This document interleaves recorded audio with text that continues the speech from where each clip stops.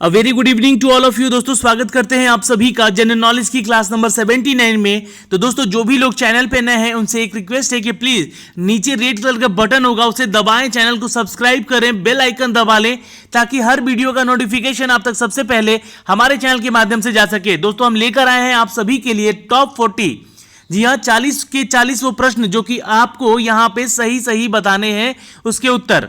दोस्तों अगर आप खुद को जज करना चाहते हैं तो नीचे एक लिंक दिया हुआ successkey98.net, वहां पे जाके आप अपना टेस्ट दें और खुद को जज करें और यहाँ पे आप चेक कर सकते हैं कि आपकी तैयारी अभी कितनी है। इस वेबसाइट पे जाके आप टेस्ट दें एनटीपीसी का या फिर किसी भी सेक्टर की तैयारी कर रहे हो।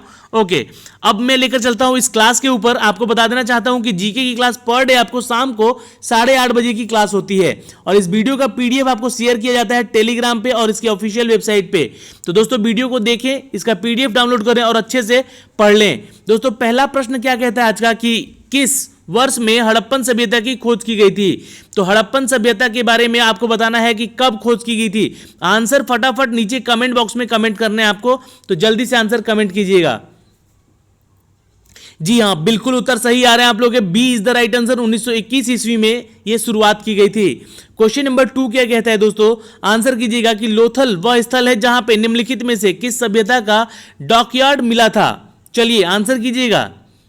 जी हाँ बिल्कुल उत्तर सही आ रहा आप लोगों का, यहां पे आंसर ए होगा, इंडस वैली यानी कि सिंधु घाटी में ही मिला था। ओके, क्वेश्चन नंबर 3, सिंधु घाटी सभ्यता के लोगों ने आमतौर पर अपने घरों का निर्माण किससे किया था। नीचे कमेंट कीजिएगा जल्दी जल्दी फटाफट आंसर, बहुत इंपॉर्टेंट सारे प्रश्न हैं यहाँ पे और जितने भी क्यूज के क्वेश्चन आपको दिए जाते हैं ये सभी आप याद रखें। इनफैक्ट साथ साथ क्वेश्चन के आंसर भी नीचे कमेंट करते रहें तो आपको ज्यादातर याद हो जाएंगे क्वेश्चन सुनते सुनते। आंसर ए होगा इसका दोस्तों, यहाँ पे प्यूका ब्रिक्स कहते थे उसको, ठीक है नोट कर लीजिएगा, ए होगा आंसर।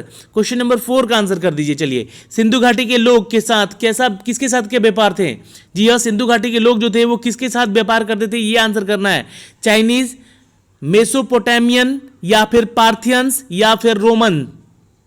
जी हाँ बिल्कुल उत्तर सही आ रहा है आपका, B is the right answer. जिनका भी उत्तर बी आ रहा है वो बिल्कुल सही है यहाँ पे उनका उत्तर। चलिए अब देखते हैं question number 5, the Indus valley civilization was non Aryan because. क्यों थे वो नॉन आर्यन बिकॉज, क्यों? क्योंकि वो शहरी घाटी में, मतलब शहरी जो उनके जो एरियाज थे वो शहरी थे, इसलिए आंसर ए होना चाहिए यहाँ पे।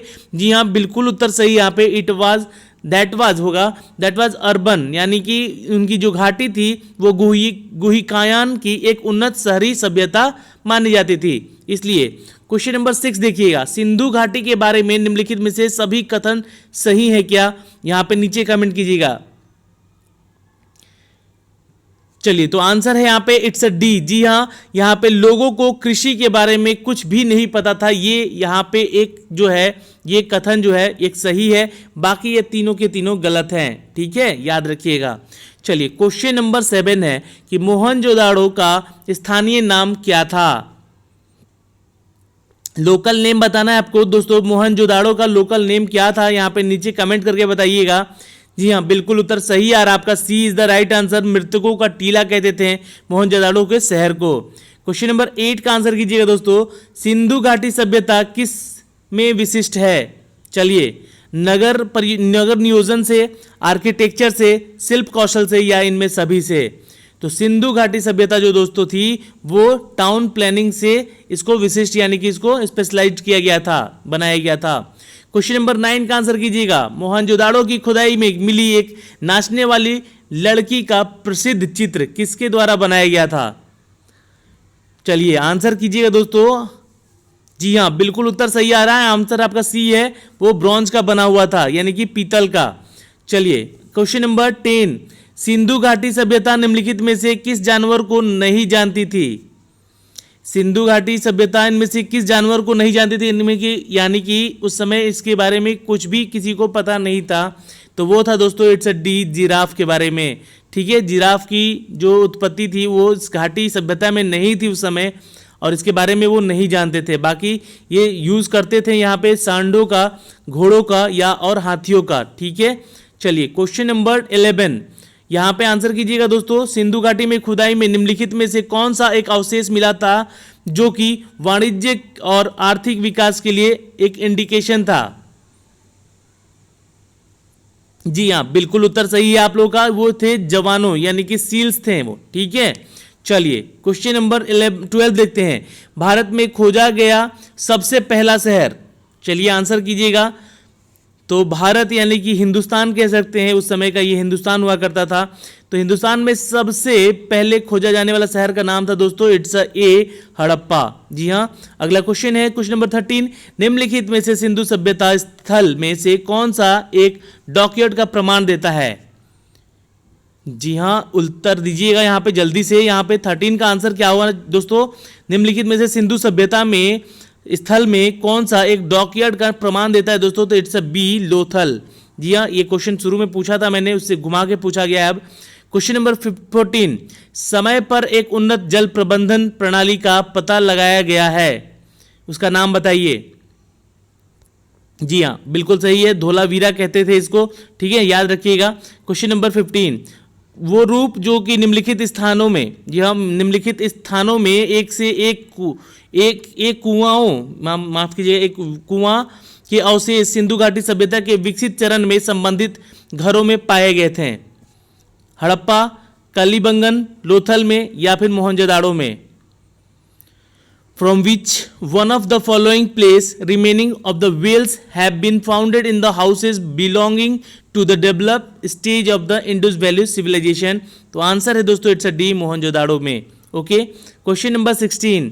एक वर्ष में गर्मी और सर्दियों के मौसम के कारण क्या होते हैं? चलिए क्वेश्चन अलग आ चुका है, यहाँ पे ज्योग्राफी से क्वेश्चन आ चुका है दोस्तों।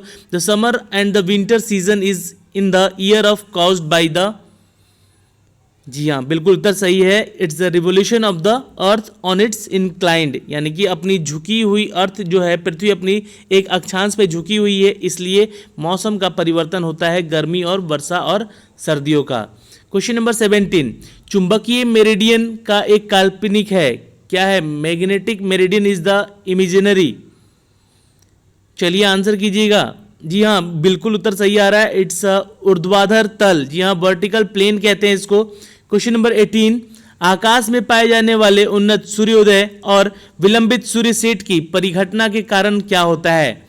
चलिए आंसर कीजिएगा दोस्तों। ज्योग्राफी के क्वेश्चन है ये सारे के सारे, बहुत महत्वपूर्ण है। आंसर है यहाँ पे दोस्तों इट्स अ सी, नोट कर लीजिएगा, सूर्य के प्रकाश के परिकरण यानी कि scattering of the sunlight. Question number 19 देखिएगा कि रोशनी का वृत्त जो है वो पृथ्वी के दो गोलार्धों में विभाजित करता है, जिसे हम जानते हैं किस नाम से?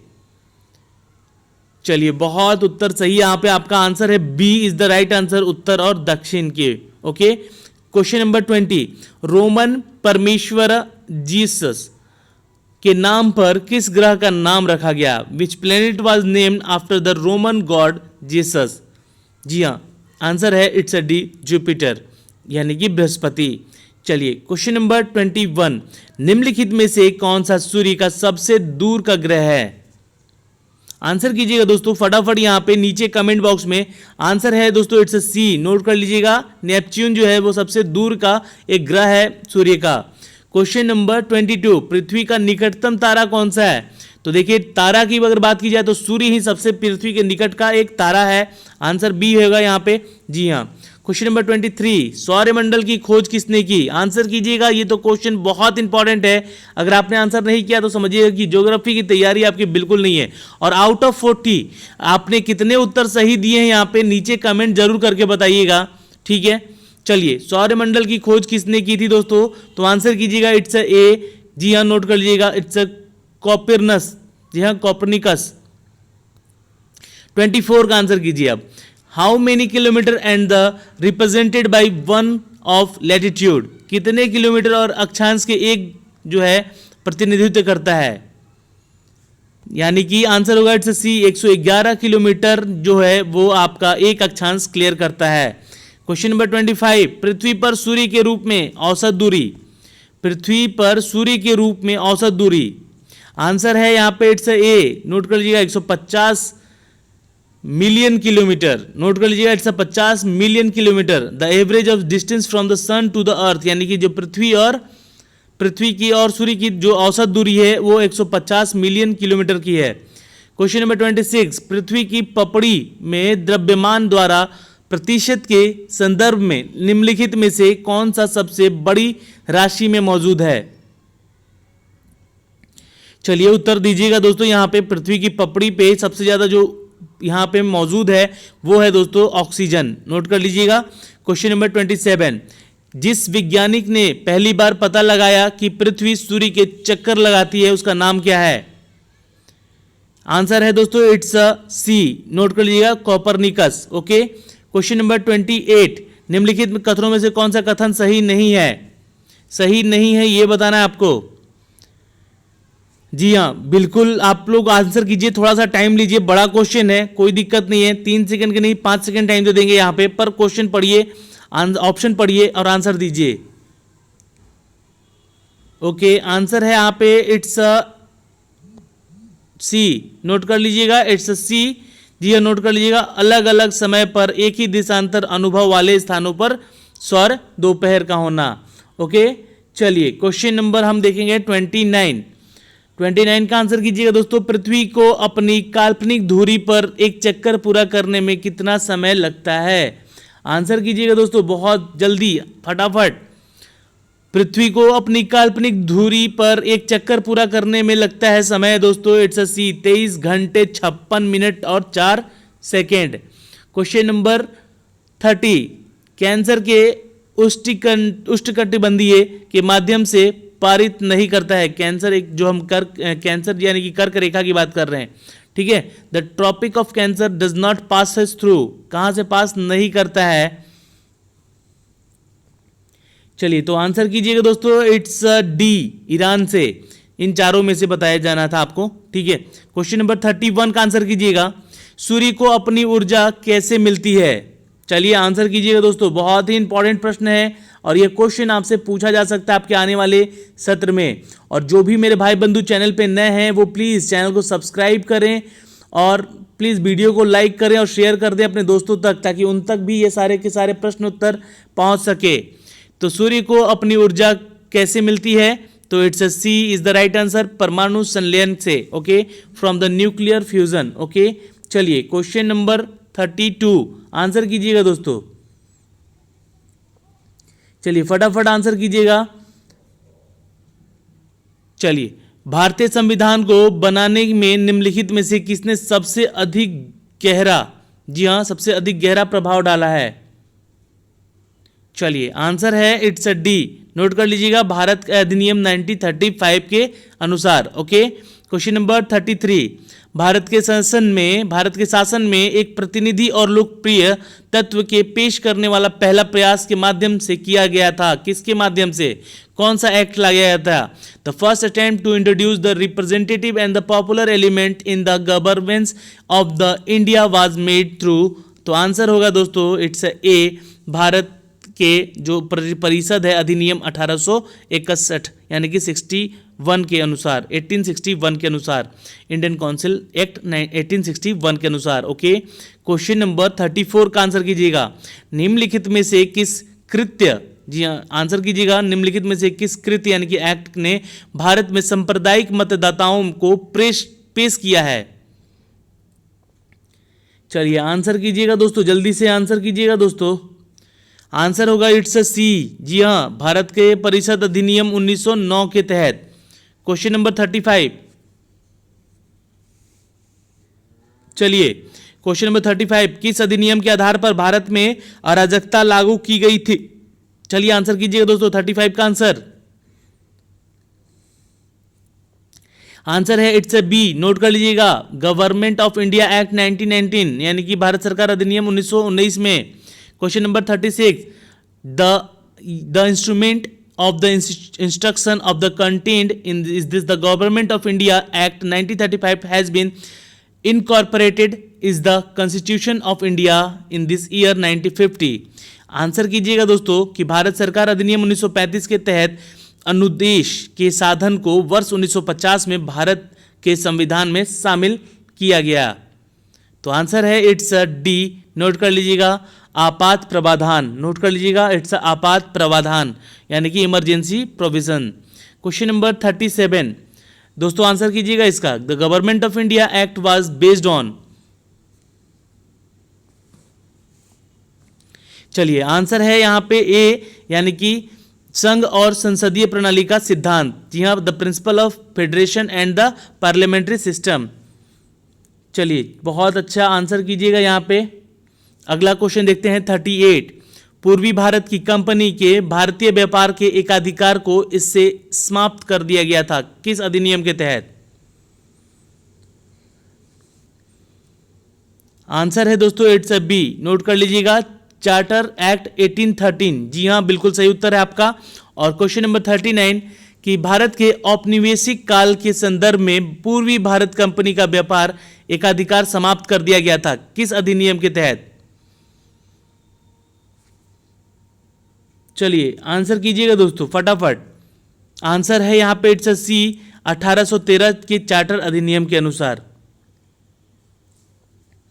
क्वेश्चन नंबर 40 भारत और पाकिस्तान के दो स्वतंत्र राज्यों का द्वारा बनाया गया था। भारत और स्वतंत्र के दो स्वतंत्र राज्यों के द्वारा बनाया गया था। चलिए किस सम्मेलन के द्वारा? शिमला सम्मेलन, क्रिप्स सम्मेलन यानी कि प्रस्ताव, या मंत्रिमंडल मिशन योजना के तहत, या फिर भारतीय स्वतंत्रता अधिनियम के तहत? तो आंसर डी होगा। जी हाँ, भारत के इंडिपेंडेंस एक्ट के जरिए भारत और पाकिस्तान को दो अलग अलग राज्य यानी कि दो अलग अलग देश बनाए गए थे। ओके, तो आज के इस सिनारियो में दोस्तों जितने भी प्रश्न उत्तर हमने आपसे पूछे उसका उत्तर आप लोगों ने यहाँ पे जाहिर सी बात है दिया ही होगा। और आउट ऑफ 40 कितने आपने क्वेश्चन सही किए हैं ये जरूर बताइएगा, और खुद को जज जरूर कीजिए, क्योंकि टेस्ट दीजिएगा, आपको फायदा होगा और एग्जाम में ज़्यादा से ज़्यादा क्वेश्चन सही करके आएंगे आप लोग। ठीक है, तो चलिए आज के इस सिनारियो में हमारे साथ बने रहें उसका बहुत बहुत धन्यवाद। मिलते हैं आपसे अगले वीडियो में, तब तक के लिए बाय बाय, टेक केयर, ध्यान रखिएगा अपना और अपने परिवार का।